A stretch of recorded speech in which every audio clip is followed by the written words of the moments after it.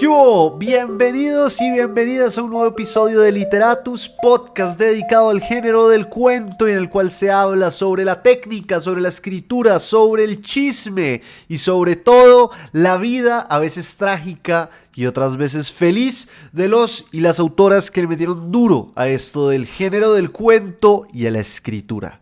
Mi nombre es Federico Baraya Galán, o el man de los cuentos, como me llaman desde que empecé esta locura, que ya va por el capítulo número 96 y que es perfecto este podcast para que usted oiga mientras lava los platos, arregla la casa, va para la oficina, está en un trancón, hace ejercicio o lo que fuere. Lo importante es que acompañe la vida con algo de literatura y mejor si es del género del cuento. En el capítulo de hoy me di el lujazo de tener una invitada uruguaya, la segunda persona de la República Oriental del Uruguay que pasa por acá, novelista, cuentista y profesora de escritura creativa. Su último libro de cuentos, Miembro Fantasma, fue publicado por Páginas de Espuma, que es una editorial muy amiga de esta casa.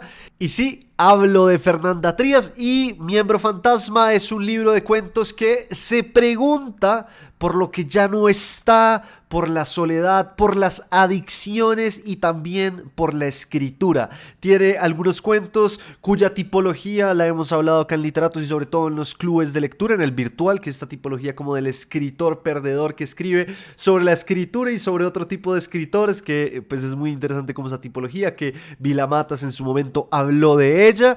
Y este también es un libro que habla sobre la tortura en Uruguay, sobre los desaparecidos y sobre la memoria. Son 11 cuentos con mucha rapidez, por momentos sofocantes, y desde acá, desde esta pequeña sala desde donde grabo Literatus, entiendo también de muchas formas que estos cuentos son una muy buena combinación entre el cuento clásico y el contemporáneo, el que estamos más acostumbrados hoy en día, pero siento que hay como una buena combinación. Hay unos cuentos que son mucho más clásicos, que buscan la sorpresa, que estructuralmente se nota que vienen influenciados de autores más clásicos, y hay otros que son mucho más modernos en el sentido de lo que estamos acostumbrados a leer hoy en día. Entonces hay una combinación muy interesante lograda por parte de Fernanda Trías. Oiga, antes de entrar de lleno a la charla, le cuento que el club de lectura presencial de Literatus acá en Bogotá en agosto será alrededor de este libro de Miembro Fantasma. Estamos trabajando arduamente para que Fernanda Trías nos acompañe en la sesión, y si usted quiere participar, si usted vive en Bogotá y tiene ganas de ser parte de este club de lectura, del club de lectura de Literatus, escríbame a mi Instagram, que es federico.baraya, y yo por ahí le paso toda la información para que sea parte de esta nueva edición del club de lectura presencial acá en Bogotá. No siendo más, bienvenidos y bienvenidas a un nuevo episodio de Literatus.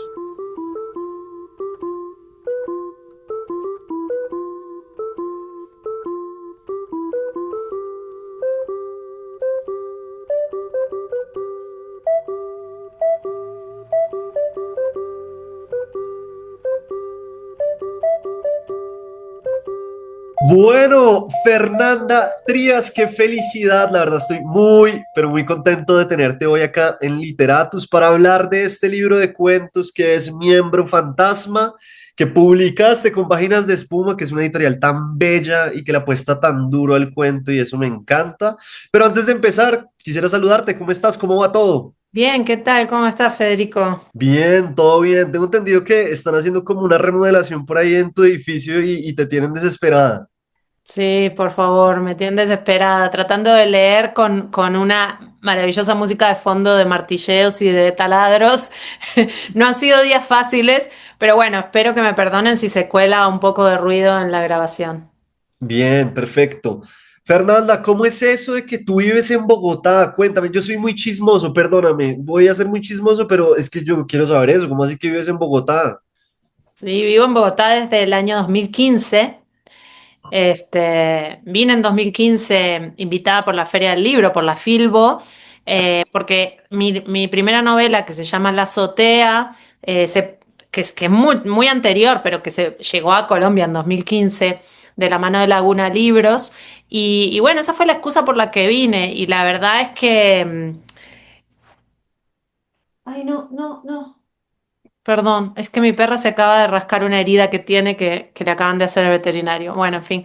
Es que esto es una familia multiespecie. Yo con los animales tengo un vínculo muy cercano.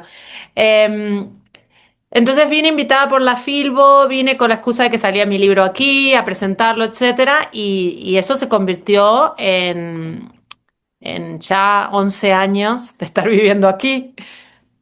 Pero a ver, no, es que yo soy muy chismoso, yo necesito Yo saber, sé que pero ustedes no tú, me creen cuando digo que vine con una sola maleta para quedarme y venía por un mes y me quedé un año. pero esa es mi Con la pregunta. misma ropa, todo. O sea, menos mal que en Bogotá no cambia el clima. Pero, o sea, tú viniste y dijiste, uy, qué belleza Bogotá, o simplemente es que una cosa empezó a llevar a otra y te empezaron a salir cosas acá y entonces Me simplemente... empezaron a salir cosas. Conmigo siempre Colombia ha sido muy generosa. Eh, Me empezaron a salir cosas que tenían que ver con talleres de escritura creativa, que es lo que yo quería hacer, porque yo hacía poco me había graduado de una maestría en escritura creativa en Estados Unidos. Y entonces yo tenía mi flagrante, mi nuevo título de maestra en escritura creativa, que era algo que a mí me interesaba hacer, que disfrutaba hacer y quería, en principio quería ir hacia ahí, porque yo trabajaba como traductora médica, esa fue mi profesión durante 20 años. Ah, no te puedo creer. Claro, entonces yo quería como salirme de la traducción, que era traducción técnica, no era traducción literaria, e irme más hacia el lado de la enseñanza de la escritura creativa, que lo disfrutaba más. Y aquí es verdad que en Colombia hay mucha tradición de talleres literarios, hay mucha tradición de programas de escritura creativa, que son diplomados, que después aparecieron maestrías. Y bueno, en ese sentido, acá había lugares donde se podía hacer. Y al principio empecé aceptando invitaciones para mini talleres e incluso en regiones. Viajé por todos lados, conocí ciudades sí, que nunca imaginé que iba a conocer, dando pequeños talleres. Y bueno, luego fui cambiando, después entré a la Universidad Nacional y estuve varios años en la maestría en escritura creativa de la Universidad Nacional. Después cambié, me fui a los Andes, ahora estoy en el Instituto Caricuervo. Ah, no. Siempre de la mano de la enseñanza de la escritura creativa. Bien, me encanta, qué nota. Fernanda, ahora sí, listo, vamos a empezar. Yo siempre hago esta pregunta que me da un poco de pena hacerla a veces, pero bueno, y es que es una pregunta medio como de entrevista de trabajo, pero para esas personas que no te conocen, que no saben muy bien ¿quién es Fernanda Trías?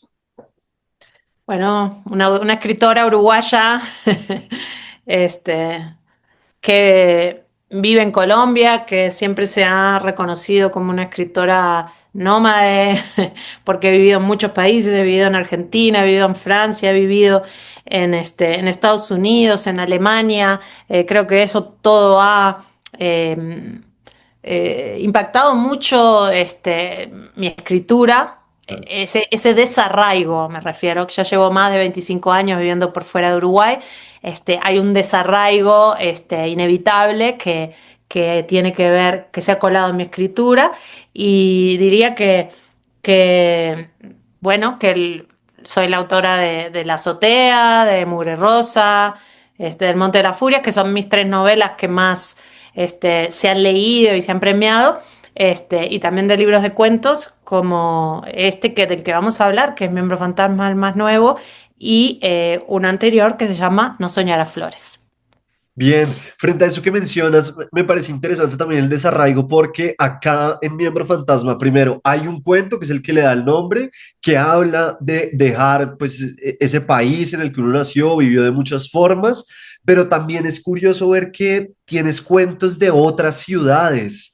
Tienes un cuento que es muy bogotano. Es extraño, pero es un cuento muy bogotano porque se siente bogotano el cuento y del cual ya hablaremos. Quiero que entremos a hablar de cada uno de los cuentos. Yo salto mucho entre preguntas, entonces espero que me perdones, pero el primero que quiero que hablemos es en construcción, que es un cuento que me parece que tiene una tipología que he visto últimamente que me parece muy interesante y es la de como estos escritores fracasados, y sabes, como escribir sobre la escritura, sobre lo que hay detrás de eso, que Vila Matas también lo dijo y que hay varios escritores que le han pegado a eso. ¿Por qué? ¿Por qué abrir el libro con este cuento? ¿Qué había detrás de este cuento? ¿Cuál era la intención? Además, porque hay un juego como de empezamos con un escritor, pero al final es una escritora y hay mucha metaliteratura. ¿Qué querías en este cuento? Sí, yo estoy de acuerdo contigo con que hay un género entero de, de escribir sobre escritores y de hecho creo que parte del guiño y de la ironía de este cuento es también jugar con que hay escritores que han hecho un género de la propia escritura sobre escritores, que a mí siempre me ha resultado extraño. Yo digo, teniendo tanto, el mundo es tan ancho, y nos dedicamos a escribir y encima nos vamos a dedicar a escribir, de escribir sobre escritores que escriben. Ay, no, por favor, vayamos un poco más allá, ¿no? Pero entonces me río de eso y justamente lo hago para reírme con eso. Este, pero ya hablando en serio, si le prestas atención a ese género de escritores que escriben sobre escritores fracasados, te vas a dar cuenta que la mayoría son varones o son hombres, escritores hombres, quienes escriben sobre escritores fracasados. Abuelo de pájaro, pensando en las escritoras latinoamericanas, en las escritoras que me vienen a la mente de mi generación, o más jóvenes o más viejas, no tengo así, no digo, sí, ya sé, tales y tales y tales escriben sobre escritoras que escriben y que son fracasadas. ¿Quién? Nadie. De pronto hay una ahí que es como, Bueno, no, dicen nadie. escritora, pero no es, claro, no es la generalidad, la No es generalidad, la generalidad, claro, no la es gente, la generalidad. Y yo me preguntaba, pero entonces, ¿por qué? De ahí nace ese cuento. bien, De pensar, y entonces, ¿pero por qué? ¿Por qué no hay muchas escritoras escribiendo sobre escritoras fracasadas? Bueno, porque hay varias cosas. El escritor como arquetipo es en masculino, ¿no? Este, porque tal. Es una pregunta que no tengo una respuesta específica para darles, ¿eh? No estoy certificando la respuesta, estoy pensando hipótesis. claro. ¿Será porque nosotras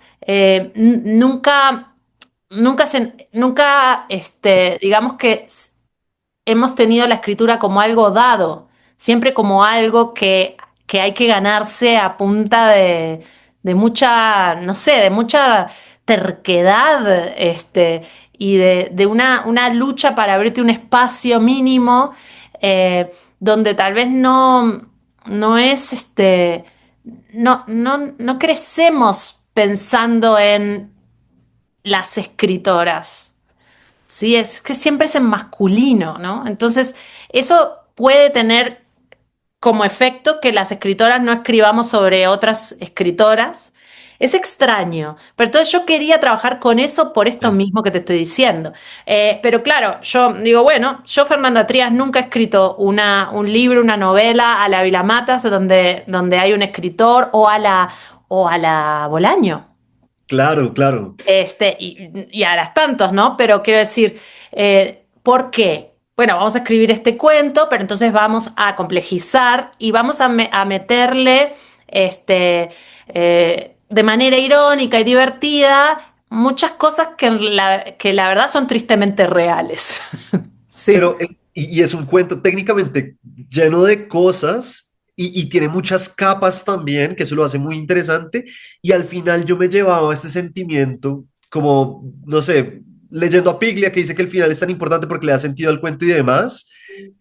Yo sentía también que al final el cuento es un poco sobre el desamor, porque hay este trabajo de cómo las relaciones se van rompiendo el hielo en el que uno está parado y al final uno siente también eso, que hay un desamor ahí muy grande también debajo del O una cuento. soledad también o sea, en todos estos escritores que se van siempre transformando, ¿no? Que es un escritor, que después es otro escritor, que después es una escritora, que Sí, finalmente yo sí siento que hay particularidades que tienen que ver con el hecho de ser una escritora en femenino, ¿no? Que son cosas, son prejuicios o es una carga histórica con la que siempre, la que estás lidiando, o por lo menos yo de mi generación, con la que tuve que lidiar y sigue presente de alguna manera. Pero luego hay cosas que son comunes a todos. Y eso claro. también me parece importante. O sea, en el fondo, primero, todo el mundo está inseguro, todo el mundo siente una especie de fracaso y todo el mundo tiene dolores que tienen que ver con, no sé, con eso, con la soledad, con la incapacidad de amar o de ser amados, con las pérdidas, con los padres, con la infancia. O sea, en realidad eh, hay diferencias y a la misma vez somos todos, estamos en la misma, ¿no? Y hay como un gran guiño a lo falso, ¿no? Como a lo que parece real, pero en realidad es falso. Las matas plásticas, por ejemplo, y me hacía pensar mucho como en esta idea de ser escritor, que Claro. muchas veces es como, pero ¿qué es ser ¿Qué escritor? es ser escritor? Exacto. Esa es también la reflexión y a mí muchas veces hay gente que me ha dicho, hablando de otras personas, que me dicen, esas personas, ni siquiera hablando en particular, sino esas personas que realmente no quieren escribir, sino que quieren ser escritores. Bueno, ¿qué significa eso? Cuando alguien dice eso, ¿qué significa? ¿Qué está tratando de decir? Bueno, porque hay toda una cosa alrededor. Yo cuando empecé a escribir, mira que se veía muchísimo, lo vi en carne propia muchas veces, el tema de que ser escritor, haber publicado algún libro o tener algo que ver con la literatura, ya sea que por ejemplo, tuvieras una pequeña revista literaria, un podcast, cualquier cosa, que no existían los podcasts, pero hubiese sido el equivalente, daba mucho poder, muchísimo poder sobre todo a las figuras masculinas, porque femenino no había, en mi época no había. Yo no Eh, iba por ahí encontrándome con escritoras. Este, entonces daba mucho poder, poder de seducción, poder de interés, hacía que esa persona se viera como alguien importante.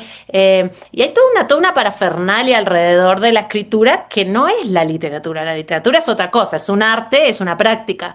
Después, el ser escritor se empieza como se toca con los bordes de otras cosas, ¿no? Del mercado, y ahí hay mucha corrupción también, ¿no? y claro, y es un cuento también que carga pues mucha ironía y también es chistoso en ese sentido porque señalas cosas o en la narración se señalan cosas que son muy ciertas. Por ejemplo, creo que en pocos gremios es tan importante lo que piensen los otros del escritor, ¿no? Y es como ese constante pensamiento, como que yo no me imagino un administrador de empresas pensando todo el tiempo qué pensarán los otros administradores de mí, ¿sí sabes? Sí, y hay un tema del ego muy fuerte también, porque yo justamente pensaba en eso, pensaba en lo que está diciendo. O sea, ¿por qué un ingeniero no está sufriendo toda su vida porque nunca va a ser tan bueno como Leonardo da Vinci? O sea, no, hay un tema de ego, de trascendencia, de pasar a la historia, de la posteridad, de escribir algo que nunca nadie haya hecho, que, que también es extraño cuando lo pensamos en relación a otros oficios, Claro. ¿no?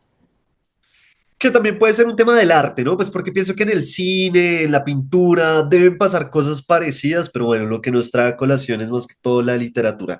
Y para ir cerrando sobre este cuento, ¿cómo fue el proceso de escritura? Porque es que siento que como tiene tantas capas, ¿cómo es tu proceso de escritura en este caso? ¿Eres de las que escribe todo de una? ¿O eres de las que planea? ¿Cómo haces eso después también para editarlo y que se sienta muy bien esas transiciones? ¿Cómo es eso? No, sí lo escribí, digamos, lo empecé escribiendo y empiezo a escribir con la premisa de, bueno, voy a escribir un cuento sobre un escritor que está traumado porque nunca ha escrito otro cuento sobre un escritor, entonces yo ya entendía que ahí había una dinámica de muñecas rusas, Sí. ¿no? De una dentro de la otra, ya lo entendía, pero no tenía ni idea de todos los detalles, de todo cómo se iba a ir dando, pero tenía la idea general. Entonces, a mí me apareció esta imagen del escritor frente al ventilador muerto de calor, vistiéndose, y toda esta atmósfera pegachenta y un poco ridícula, y también como desacralizando al escritor, ¿no? Que normalmente se imagina el escritor que vive en la mente en un lugar muy elevado y en realidad es todo asqueroso y no ha lavado su ropa. Este, pero después eso va cambiando. Entonces yo arranco desde ahí y voy escribiendo y una cosa me va llevando a la otra y una cosa me va llevando a la otra. Ahora, luego el tema de las capas que vos mencionabas, sí es algo que lo trabajo en múltiples y múltiples y múltiples versiones. Es Comprendo. decir, mi primer borrador probablemente no tiene tantas capas, es mucho más esquemático. Yo le voy, en cada versión, le voy agregando capas de complejidad, es parte del trabajo más importante que hago en el proceso de corrección. Y no me quedo tranquila hasta que yo no sienta que tenga todas las capas necesarias, ¿no? Bien, bien. Cuando uno habla del cuento, como del género, esta es una pregunta que yo te tengo. Muchas veces uno oye que un cuento sin transformación es una anécdota. Yo quisiera primero preguntarte esto. ¿Sí? ¿Tú crees eso? ¿No crees eso? ¿Cómo ves eso? Sí, pero ¿cómo entendemos la transformación? Ok, En la transformación hay que entenderla en un sentido muy amplio, aunque también hay que entender que estrictamente hay tres tipos de transformación, hay tres desenlaces posibles para el cuento. Uno es que se produce la transformación, otro es que no se produce la transformación. no, Pero claro, en ese caso, cuando no se produce la transformación, porque en general se habla de tres desenlaces, un personaje quiere algo, lo logra, no lo logra o se rinde. Entonces desiste de intentarlo, ¿no? sí, Que es como un fracaso.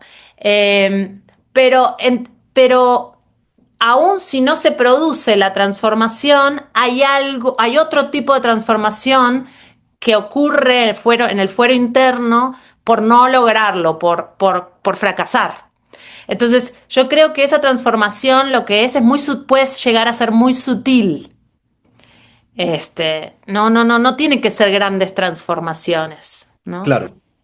No, yo te pregunto esto, pues porque, digamos, yo pienso en un cuento como el de Gogol de la nariz, pues ese es un cuento en el que el personaje promete y promete y promete que si la nariz vuelve a su cara, él va a cambiar, y cuando la nariz vuelve a su cara, pues él no cambia, él sigue siendo la misma persona. Y en el segundo cuento, que es El Orador, a mí obviamente me parece que es un cuento, pero no siento que haya una transformación por parte del personaje, sino que a la final se da cuenta como que mierda la vida sin tomar, por ejemplo. Entonces, por Claro. eso te hago la pregunta. Pero atraviesa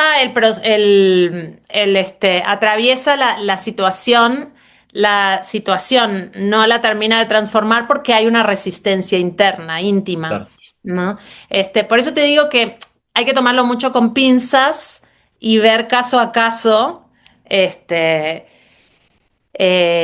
una cosa es que atraviese todo el proceso y finalmente decida no cambiar, otra cosa es que directamente, que nunca, que no, que se disuelva, ¿no? O sea, es muy difícil hablar con reglas de cuento porque hay que verlo en el caso específico uno por uno.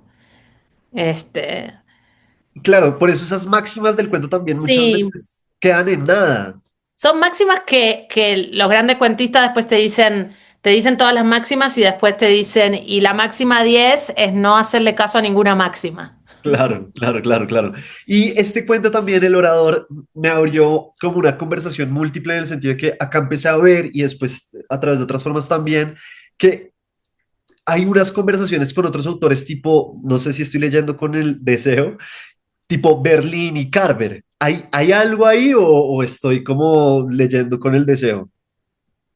No, sí, son autores que me gustan muchísimo, sí, sí, y que me han marcado. A mí, yo la verdad que sí siento mucha influencia de literatura estadounidense, porque el cuento estadounidense a mí me fascina, la Es verdad. Sí, yo brutal. creo que son unos maestros del cuento. Y ojo, no desprecio el cuento latinoamericano, que también lo he leído y lo enseño y me gusta y todo, pero al momento de escribir, creo que mis faros son más este tipo de escritores.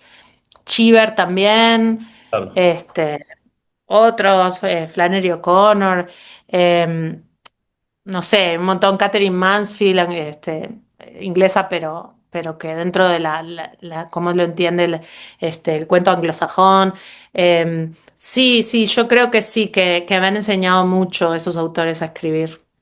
Bien, bien. Lo pregunto porque creo también que en Miembro Fantasma, ya en el cuento y en otros más, hay un uso de como de esta metáfora de situación de la que hablaba Carver. Eh, y en Miembro Fantasma lo veo en muchos sentidos también como esta idea de, pues sí, una persona que pierde una extremidad se asemeja un poco a la persona que pierde su patria. Eh, sí, no, hay algo, no hay nada por ahí. Sí, no sé cuál es la teoría de Carver de la situación que acabas de mencionar. No sé si la tengo, si la he leído, pero probablemente yo sí he estudiado mucho a todos estos autores, así que em, puede ser que lo haya aprendido sin necesariamente haber leído la teoría, ¿no? Claro, pero bueno, entonces cojamos Miembro Fantasma. Lo primero es, ¿de dónde nace este cuento? Este cuento me pareció tremendo, me pareció doloroso. Es un cuento muy clásico también porque tiene este final sorpresa de muchas formas, que me hizo pensar también en Borges, en este cuento de la espada. Cuéntame un poco de este cuento que me pareció Sí. muy bacano. Sí, acá sí estaba, yo era consciente de que, por eso te digo que a mí me encanta la experimentación en el cuento. O sea, el cuento es una cosa tan flexible, tan libre, permite tantas cosas. A mí lo experimental en el cuento me fascina, pero eso no quiere decir que cuando una historia me pide una estructura clásica, no puedo utilizar una estructura clásica que es la que más le conviene a esa historia. Y acá yo sabía que estaba trabajando con una estructura completamente clásica que es dos hombres se encuentran en un bar Claro, y y es un monólogo, ¿no? Y el final con efecto sorpresa y todo. Este, pero bueno, este cuento nace de tuvo una larga gestación, la verdad, porque yo no sé cuántos años llevaba o la vida entera tal vez queriendo escribir sobre mi experiencia como una niña que nació y creció en la dictadura de Uruguay, en la dictadura militar, eh, sobre cómo yo lo había vivido, que tenía que ver con el silencio, con lo no dicho, con todo esto que amenazador que está alrededor, pero que no sabes qué es porque como niño no entiendes y nadie te lo va a explicar ni te lo explica, ¿no? Este, y yo decía, sí, pero ¿cómo? ¿Cómo lo abordo? Y lo probé de infinitas maneras a lo largo de mi vida, tal vez encararlo desde un punto de vista más literal, una niña, no funcionaba, no funcionaba, no me convencía. Es muy delicado el tema, porque tiene el peso de una tradición enorme. Se ha escrito mucho sobre desaparecidos, literatura de la dictadura, de las personas que eran adultas en la época de la dictadura, autores de una generación mayor que yo, y luego está la enorme cantidad de literatura que hay de hijos, que se llama literatura de hijos, que son todos estos hijos de la dictadura, ¿no? Y ahí hay mucha literatura muy interesante. Entonces, como ya se ha hecho tanto, ¿cómo haces para abordarlo de una manera novedosa y diferente? Y ahí estaba el desafío. Yo creo que por eso me costó tanto este cuento, pero yo necesitaba escribirlo. Era algo que necesitaba realmente, donde yo quería hablar de todos esos recuerdos de claro, infancia, de todas esas sensaciones extrañas, de acá está pasando algo, la gente desaparece, pero ¿cómo es que la gente puede desaparecer así sin más y nunca nadie ni la vuelve a ver, ni nadie, ni nada, ¿no? Pero bueno, hasta que no encontré la forma, hasta que no encontré la historia de este hombre que busca venganza, no lo pude escribir. Pero ya te digo, o sea, sí fue un cuento doloroso de escribir, porque me metí ahí con un material muy personal y además con un dolor muy profundo, colectivo, ¿no? claro. Y eso también trae un tema muy interesante y es que muchas veces las vivencias, como la vida misma, no alcanza para convertirse en literatura, ¿no? Como que hay que hacerle tratamientos específicos. Sí, no, sin duda, eso. Por eso, escribir un cuento que tiene 10 15 páginas. Yo puedo decir con toda propiedad que ese cuento me llevó años escribirlo. Claro, no estuve todos los años lidiando con solo con eso, pero fue, o sea, sí me llevó años entender cómo podía abordar este tema, entender cómo podía trabajarlo, y eso cuenta dentro del proceso. Sin duda yo quería trabajar con un material autobiográfico, pero solo el material autobiográfico no alcanzaba. Y ahí es donde viene el desafío de qué hacer con eso, ¿no? Pero sí, yo soy muy de irrespetar, ¿sabes? Yo no creo en que haya ninguna necesidad de mantenerse fiel al autobiográfico, excepto que Claro, estés escribiendo crónica, pero bueno, no es lo mío, ¿no? Esto es ficción. claro, claro, claro. Y sí, pues hay que empezar a buscar las formas en que la historia verdaderamente salga y seguramente no va a ser como uno quería en el principio. Bien, ese cuento me pareció increíble, doloroso. Esa idea del miembro fantasma que funciona en varias direcciones me pareció muy poderoso, muy bello. Muchas gracias. Eh, Fernanda, a ver, yo tengo muchas preguntas de técnica porque me interesan y me gusta hurgar a ver también qué sueltas para uno robarse. Hay un uso que me pareció interesante, que se ve también en otros libros y demás, y es el de los animales como espejo, ¿no? Eh, que siento que lo vemos en una mujer de su época, que es esta mujer que está viendo a través de la ventana y ve el perro, y también lo vemos en Intimidad Irreemplazable, que es esta mujer que ve en ese pichón también mucha soledad y demás.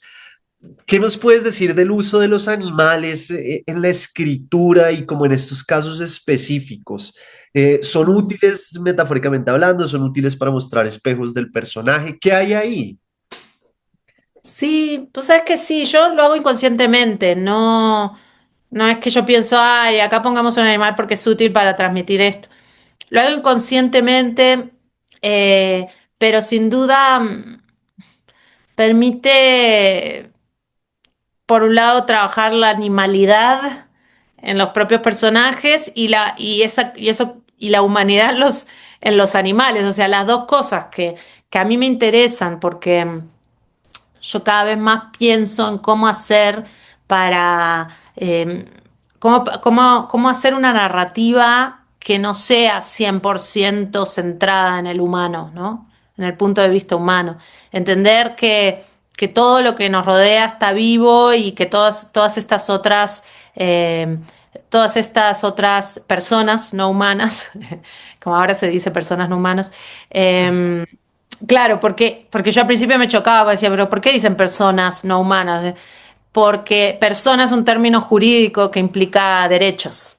Ok, Este, no implica por definición ser humano. Entonces, todas estas personas humanas que tengan constante protagonismo en lo que escribo, en el sentido de que el mundo sí sea más rico. Si no hay una mirada demasiado centrada en el humano que a mí me inquieta, ¿sabes? Porque yo digo, en este momento, siglo XXI, con todo lo que ya sabemos sobre inteligencia vegetal, todo lo que estamos aprendiendo sobre la inteligencia de los demás animales, cómo se comunican los lenguajes, etcétera, ¿cómo puede ser que no los representemos, ¿no? sí. Entonces, yo los tengo muy presentes, como les dije, ya vieron cómo me pongo con mi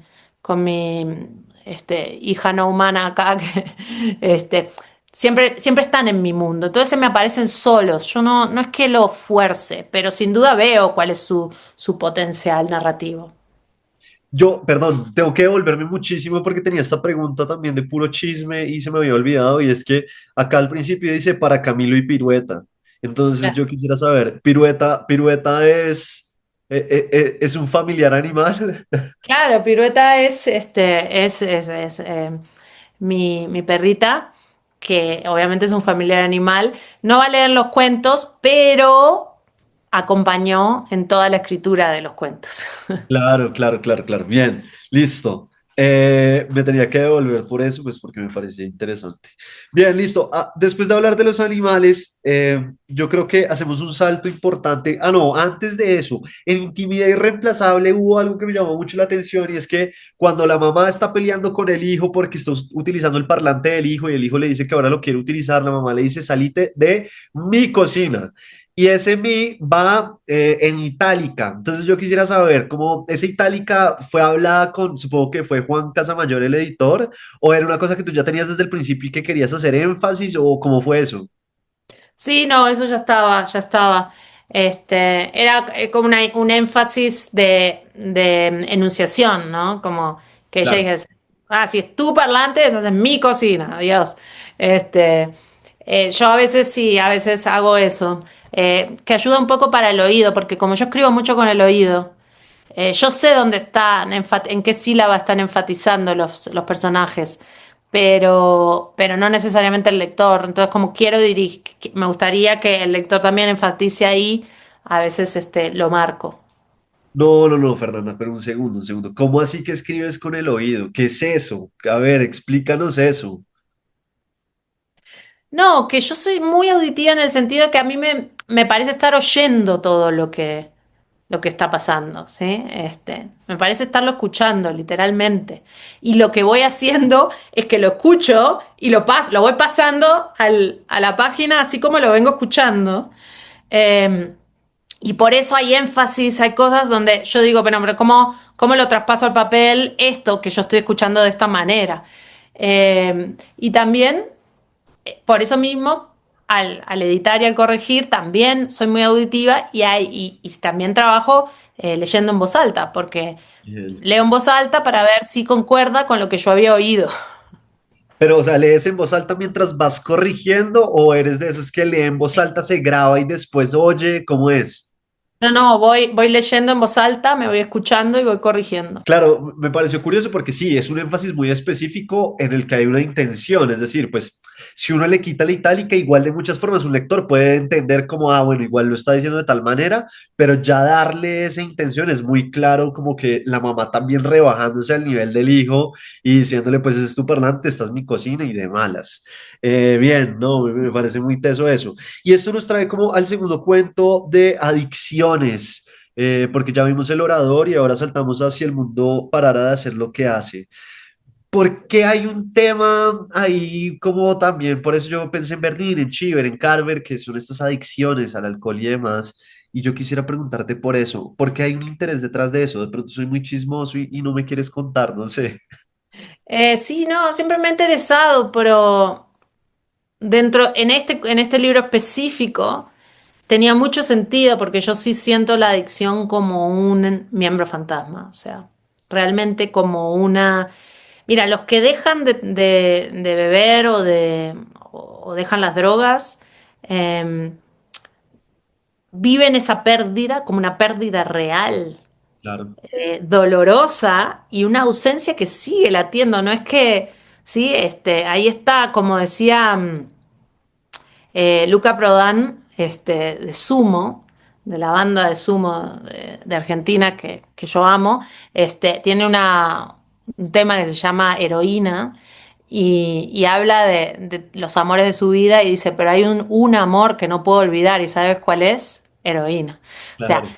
ya no consumía porque se iba a morir, igual se terminó muriendo de sobredosis, pero no lo podía olvidar. Y al mismo tiempo, y te conozco, tengo otros amigos, tengo específicamente un amigo alcohólico muy lúcido que él me dijo, o sea, mi gran amor es el vino.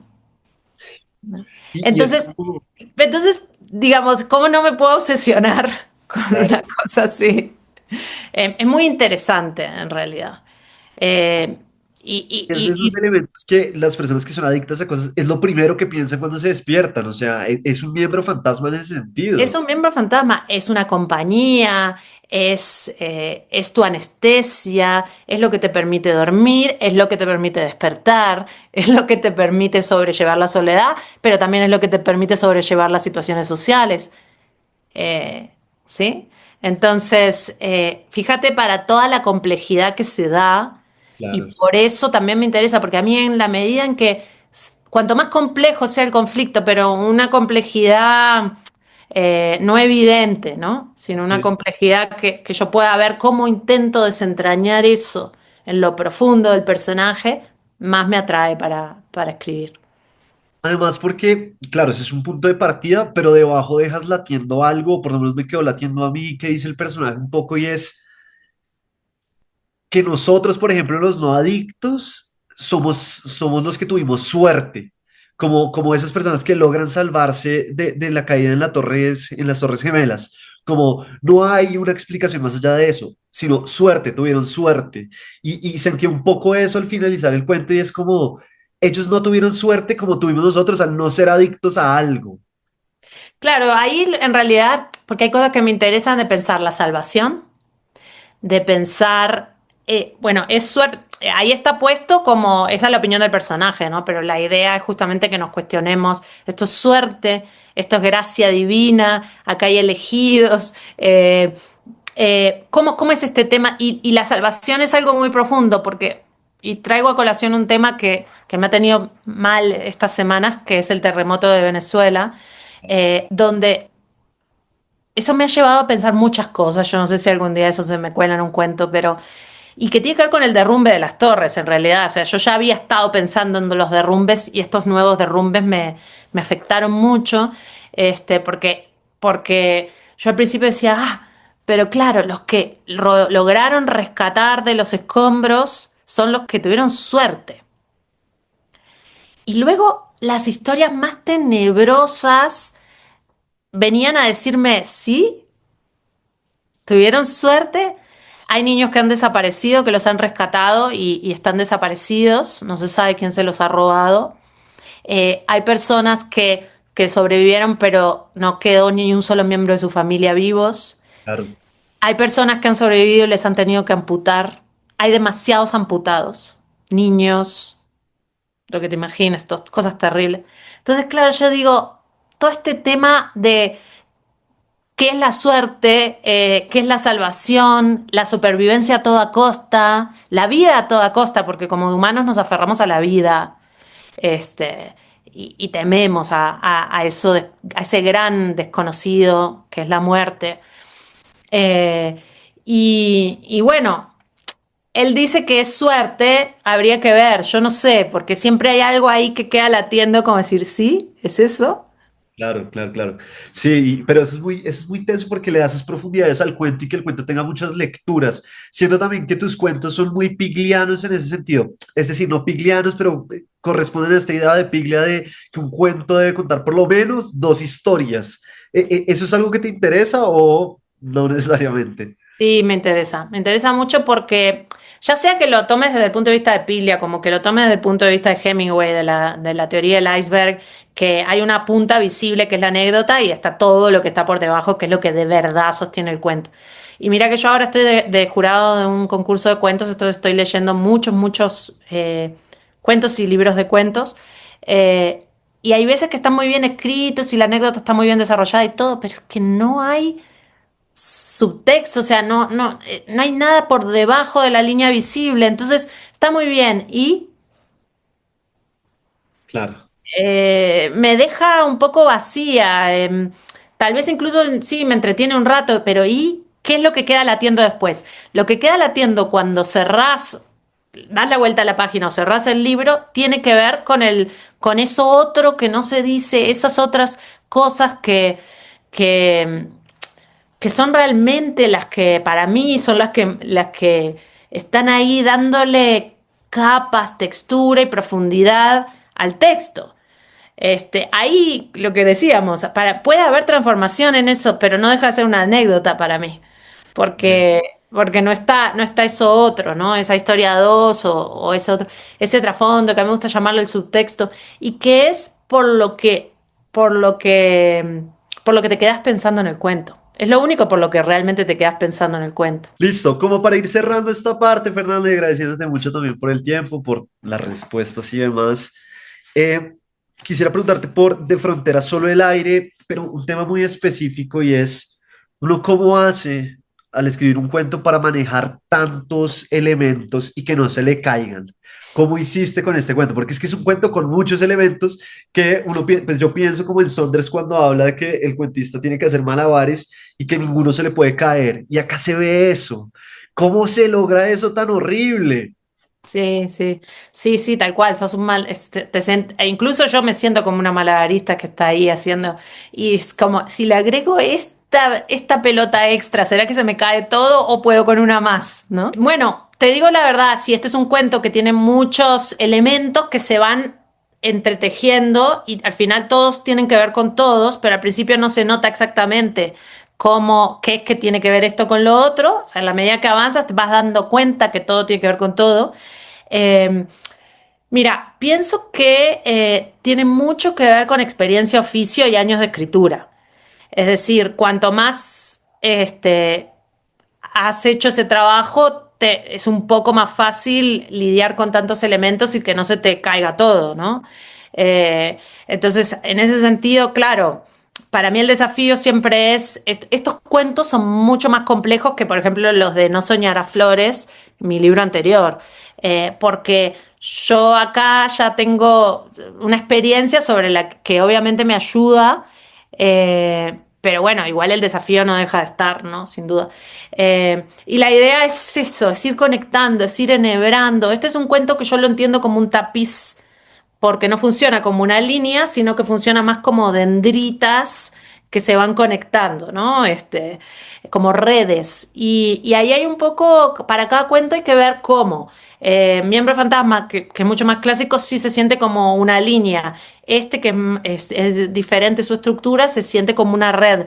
Y cada cuento tiene su forma, su dibujo, ¿no? Y frente a este cuento, una cosa que me hizo pensar y quería preguntarte es si los colombianos estamos como un poco deshumanizados frente a la muerte, porque es que acá se ve un poco eso, se siente un poco y es que la protagonista sigue muy impresionada con que mataron a este personaje y su pareja y el amigo son como, oiga, pues normal, un día más en la oficina. Mm. Bueno, son formas de supervivencia. Son estrategias de supervivencia que ha desarrollado el colombiano para poder, porque el peso psíquico, sino de lidiar con todas estas masacres y estas muertes, estos sicariatos y todas estas locuras, este, este nivel de violencia implica que te defiendas de alguna manera. Y yo creo que el insensibilizarse, que no es una cosa que hacen solo los colombianos, sino el mundo entero, eh, no deja de ser una estrategia de supervivencia, Claro. porque la carga de dolor si no te aplasta psíquicamente, ¿no? Pero sin duda esta cercanía con la violencia es una cosa que muy latinoamericana, pero también muy colombiana, que a mí nunca, como uruguaya, nunca me había tocado experimentar. Entonces, claro, la primera vez que lo experimenté, que fue durante la pandemia, con este caso que narro aquí, que es el punto de partida del cuento, eh, me choqueó de una manera que yo no sabía, era nueva para mí. Y yo lo que empecé fue sorprendida por el efecto que eso tenía en el cuerpo. Fíjate, ¿no? Como lo primero que me fijé es el efecto que tuvo en mi cuerpo, ¿no? Segregar la adrenalina, que el cuerpo te temblara de manera descontrolada y tú no pudieras hacer nada al respecto. Y luego todas las disquisiciones que vinieron después a partir de ver cómo se trataba ese cuerpo, que era un cuerpo de una persona pobre, de una persona para nada importante, de un barrio de invasión que hay por acá. El barrio es Juan, ¿cómo es? Juan Pablo, no. Eh, bueno, no me acuerdo ahora.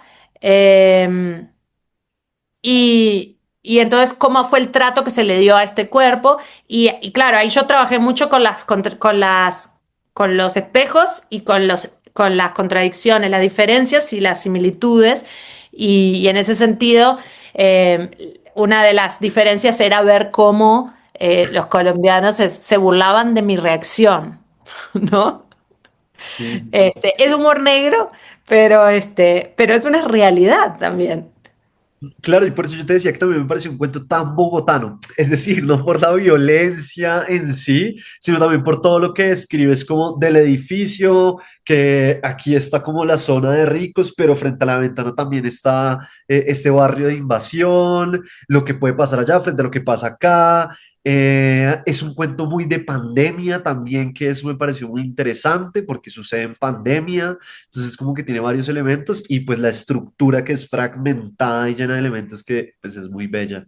Bien, Fernanda, antes de que te me vayas, dos preguntas rápidas. La primera, que es clásica acá en Literatus. ¿Qué hiciste, si te acuerdas, con la primera plata que te ganaste por escribir literatura? Ay, Dios, no creo recordarlo. No, no creo recordarlo. Seguro era muy poco, además. Bueno, se vale entonces con algo que te acuerdes. Mm, bueno, no, no, la verdad es que no sé, porque yo no soy de comprar. Yo lo único que quiero comprar es el tiempo.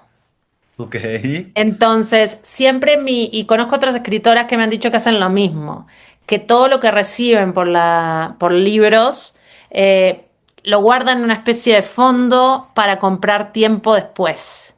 ¿Qué tiempo? Tiempo de escritura. claro. Es decir, vacaciones, como ya sabemos que nadie da, que nosotros no tenemos vacaciones pagas, ni mucho menos, vacaciones pagas, o a veces, como a mí me ha pasado para escribir El Monte de las Furias, que me quiero ir a estar en la montaña, entonces poder pagarme un lugar para estar en una cabaña, para poder hacer la investigación que me interesaba, o decir, este mes no trabajo. Siempre he hecho eso con lo que recibo de los libros. eh, y sigue siendo lo más importante para mí, comprar tiempo de escritura. Bien, listo. Sí, como decía Samantha Schweblin, que siempre había soñado con tener un salario, un poco eso. Bien, y ahora sí la última, Fernanda, que es medio nueva, pero pues no es tan nueva, y es, hay un cuento de Bradbury que pues es la última noche del mundo, ¿no? Y los personajes lo saben, y a pesar de que saben que es la última noche del mundo porque se acaba el mundo, los personajes lo que hacen es lavar los platos y acostarse a dormir. Sí, hoy fuera la última noche del mundo, ¿qué te gustaría hacer? Me gustaría estar con mi perra, estar con mi familia, sí, con mi pareja, mi perra y no sé, comer chocolates o un helado o algo así. Pero yo sí creo, estoy muy de acuerdo con que si se viene el fin del mundo, probablemente uno elige hacer cosas muy banales, muy banales. Sí, sí, sí, sí, sí. Listo. Fernanda, muchísimas gracias por estar acá en Literatus. La verdad es que disfruté muchísimo Miembro Fantasma. Es un libro que me gustó muchísimo. Entonces, bueno, pues nada, agradecerte. Muchas gracias, Fede.